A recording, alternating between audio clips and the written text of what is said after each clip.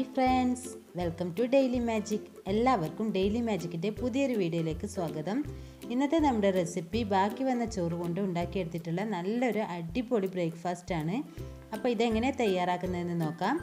അതിനു മുമ്പ് ഈ ചാനൽ ആദ്യമായിട്ട് കാണുന്നവരുണ്ടെങ്കിൽ പ്ലീസ് ഒന്ന് സബ്സ്ക്രൈബ് ചെയ്ത് സപ്പോർട്ട് ചെയ്തേക്കണേ. അപ്പോൾ വീഡിയോയിലോട്ട് പോവാം. ഇതിനു വേണ്ടി ഞാനിവിടെ 2.5 കപ്പ് ബാക്കി വന്ന ചോറാണ് എടുത്തിട്ടുള്ളത്. ബാക്കി വന്ന ചോറ് തന്നെ വേണമെന്നൊന്നുമില്ല, ഫ്രഷ് ആയിട്ടുള്ള ചോറായാലും മതി. പക്ഷേ ബാക്കി വന്ന ചോറാണെങ്കിൽ വെള്ളം ഒഴിച്ച് വെച്ചിട്ടുള്ള ചോറ് എടുക്കരുത്. വെള്ളം ഒഴിക്കാതെ ഫ്രിഡ്ജിൽ വെച്ചിട്ടുള്ള ചോറ് വേണം എടുക്കാൻ. എന്നിട്ട് ഇത് ഇനി നന്നായിട്ടൊന്ന് അരച്ചെടുക്കണം. വെള്ളമൊന്നും ചേർക്കാതെ അരച്ചെടുക്കണം. ഇതാ ഇപ്പോൾ ചോറ് അരച്ചെടുത്തിട്ടുണ്ട്. അധികം നൈസായിട്ട് അരച്ചെടുത്തിട്ടൊന്നുമില്ല, ചെറിയ ചെറിയ തരികളൊക്കെ ഉണ്ട്. ഇനി ഇതിലേക്ക് ഗോതമ്പ് പൊടിയാണ് ചേർക്കേണ്ടത്. ഗോതമ്പ് പൊടി കുറേശ്ശെയായി ചേർത്ത് കൊടുത്തിട്ട് ഇതൊന്ന് നന്നായിട്ട് കുഴച്ചെടുക്കണം. പിന്നെ കുറച്ച് ഉപ്പ് കൂടി ചേർത്ത് കൊടുത്ത് ഇതൊന്ന് നന്നായിട്ട് കുഴച്ചെടുക്കുന്നുണ്ട്. ഇനി ഈ ഗോതമ്പ് പൊടിക്ക് പ്രത്യേകിച്ച് അളവൊന്നുമില്ല. ഈ മാവ് ഒന്ന് കുഴച്ച് കയ്യിലൊന്നും പറ്റാതെ നന്നായിട്ടൊന്ന് ഉരുട്ടിയെടുക്കാൻ പറ്റുന്ന തോതിലാവുന്നത് വരെ ഗോതമ്പ് പൊടി ചേർത്ത് കൊടുക്കാം. അതുപോലെ നിങ്ങളെടുക്കുന്ന ചോറിൻ്റെ അളവ് അനുസരിച്ച് ഗോതമ്പ് പൊടിയുടെ അളവും വ്യത്യാസം വരും. അപ്പോൾ ഞാനിത് നന്നായിട്ടൊന്ന് കുഴച്ചെടുത്തിട്ടുണ്ട്. ഇനി കയ്യിൽ കുറച്ച് എണ്ണയാക്കി കൊടുത്തിട്ട് ഇതുപോലെ ചെറിയ ചെറിയ ഉരുളകളാക്കി ഇതുപോലെ ഈ ഒരു ഷേപ്പാക്കി എടുക്കുന്നുണ്ട്. ഇപ്പോൾ ഇതുപോലെ എല്ലാം ചെയ്തെടുത്തിട്ടുണ്ട്. ഇനി ഇത് ആവിയിൽ വേവിച്ചെടുക്കണം. അതിനുവേണ്ടി ഒരു പാത്രത്തിൽ എണ്ണയൊക്കെ തടവി ഇതിലേക്ക് ഇതെല്ലാം വെച്ച് കൊടുക്കാം. എന്നിട്ടൊരു 10 മിനിറ്റ് ആവിയിലൊന്ന് വേവിച്ചെടുത്താൽ മതി.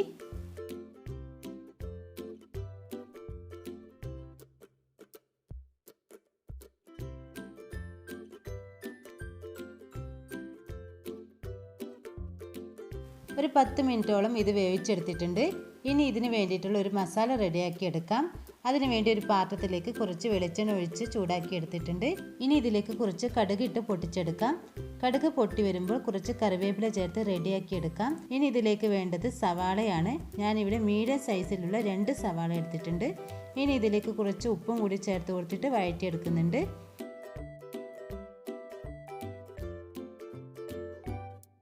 എന്നിട്ട് പിന്നെ ഇതിലേക്ക് 1 ടേബിൾ സ്പൂൺ ഇഞ്ചിയും വെളുത്തുള്ളിയും പച്ചമുളകും ചതച്ചത് ചേർത്ത് കൊടുക്കുന്നുണ്ട്.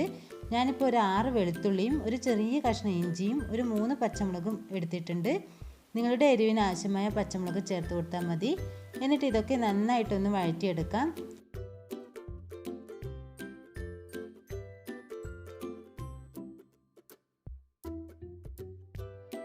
ഇനി ഇതിലേക്ക് പൊടികൾ ചേർത്ത് കൊടുക്കാം. ഒരു 1/4 ടീസ്പൂൺ മഞ്ഞൾപ്പൊടി, 1/2 ടീസ്പൂൺ മല്ലിപ്പൊടി, 1/2 ടീസ്പൂൺ കാശ്മീരി മുളക് പൊടി, 1/2 ടീസ്പൂൺ ഗരം മസാല, പിന്നെ ഒരു 1/2 ടീസ്പൂൺ പെരിഞ്ജീരകം പൊടിച്ചതും കൂടി ചേർത്ത് കൊടുക്കുന്നുണ്ട്. അതിനുശേഷം പൊടികളുടെ പച്ചമണം മാറുന്നത് വരെ ഒന്ന് വഴറ്റിയെടുക്കാം. പിന്നെ ഇനി ഇതിലേക്ക് ചേർത്ത് കൊടുക്കുന്നത് തേങ്ങയാണ്. ഞാനിപ്പോൾ ഇവിടെ 1 കപ്പ് തേങ്ങ ചേർത്ത് കൊടുക്കുന്നുണ്ട്. എന്നിട്ടൊന്ന് ചെറുതായിട്ട് മിക്സാക്കി കൊടുത്തതിന് ശേഷം ഇനി ഇതിലേക്ക് കുറച്ച് വെള്ളം ഒഴിച്ചു കൊടുക്കണം.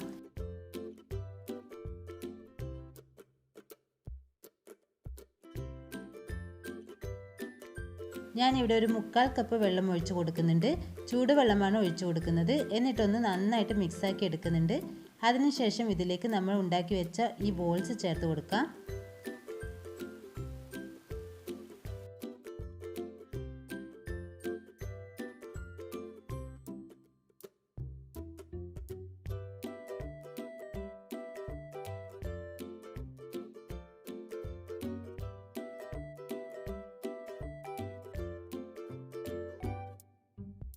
അപ്പോൾ ഇതെല്ലാം ചേർത്ത് കൊടുത്തിട്ടുണ്ട്. ഇനി ഇതൊന്ന് എല്ലാം കൂടി മിക്സ് ചെയ്തെടുക്കുന്നുണ്ട്.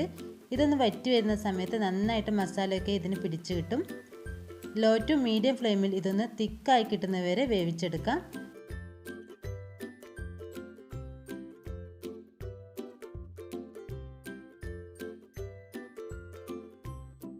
ഇപ്പോൾ ഇത് നന്നായിട്ട് റെഡിയായി വന്നിട്ടുണ്ട്. നല്ല അടിപൊളിയായി മസാലയൊക്കെ പിടിച്ച് വന്നിട്ടുണ്ട്. ഇനി ഇത് നല്ല ചൂടോടെ തന്നെ നമുക്ക് കഴിക്കാം. നല്ല അടിപൊളി ബ്രേക്ക്ഫാസ്റ്റാണിത്. അപ്പോൾ ഇനി ആരും ബാക്കി വന്ന ചോറ് കളയല്ലേ. ഇതുപോലെ നല്ല കിടിലൻ ബ്രേക്ക്ഫാസ്റ്റ് ഉണ്ടാക്കി കഴിച്ചോളൂ.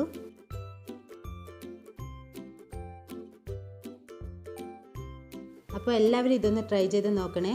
അതുപോലെ വീഡിയോ ഇഷ്ടമായാൽ ഒന്ന് ലൈക്ക് ചെയ്യാനും ഷെയർ ചെയ്യാനും മറന്നേക്കല്ലേ.